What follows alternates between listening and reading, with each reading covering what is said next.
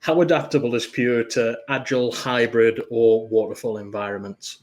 For me, it's very easy to get stuck in, oh, it's Agile or Waterfall, and there's like a bright line between them. I'm rarely on a project that's purely one or the other. It's borrowing aspects, and I feel like, especially in the past few years, they're starting to blend, and it's now just project management, and we're seeing more people pick and choose tools.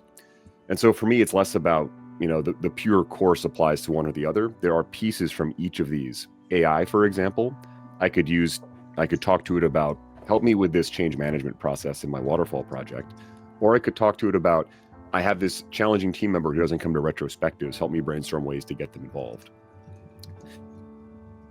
And so each part of this course I can easily see fitting into one or the other. Some stereotypically may fit more into Waterfall or Agile, but I can easily see bits of each course, all 29 of these, fitting into any flavor of project management, not just the stereotypical left or right side. So I was going to say, it's, it goes across the board where, the class you taught when it comes to Agile, some of the stuff I talk with prioritization, although Agile, we talk about priority with backlogs and everything like that, it still applies to traditional projects, because if you don't know what the priority is, then you don't know what you're working on right now. And for hybrid, obviously, across the board. So I think it gives you a good dose of all different forms. Yeah.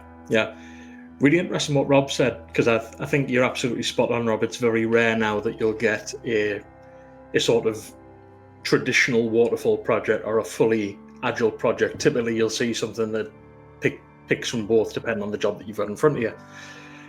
A quote that stood out recently, I was on a call with a couple of real big personalities in the Agile space, and what they said was, we need less recipes and we need more chefs. And I thought, that's absolutely right. We need effective practitioners who aren't pulling from the rule book or the playbook. We need people who are using intuitive decision making, making choices on the fly for the betterment of the project without needing to read from a holy doctrine that tells them how it should be done.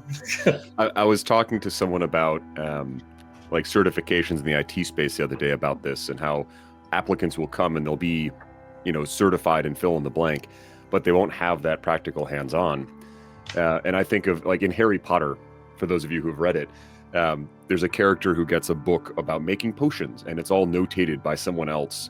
And it started with that theoretical knowledge of the book, but then experience was added on top of it. And, like, to your point about chefs, like, it's not just about reading the book. It's about, okay, I'm going to go and do the thing. I'm not just going to recite what I learned in this course or what I learned in university. I'm going to get hands-on and, like, get involved. Yeah. I'm absolutely going to labor and slaughter this analogy now, but what I'd love to be able to do in my kitchen is cook intuitively. And I like to think that that's what Pure gives you. It helps you build up that instinct for, okay, I can sense something's not quite right here, and here's some ideas I can throw at the wall to try and figure out what the solution is.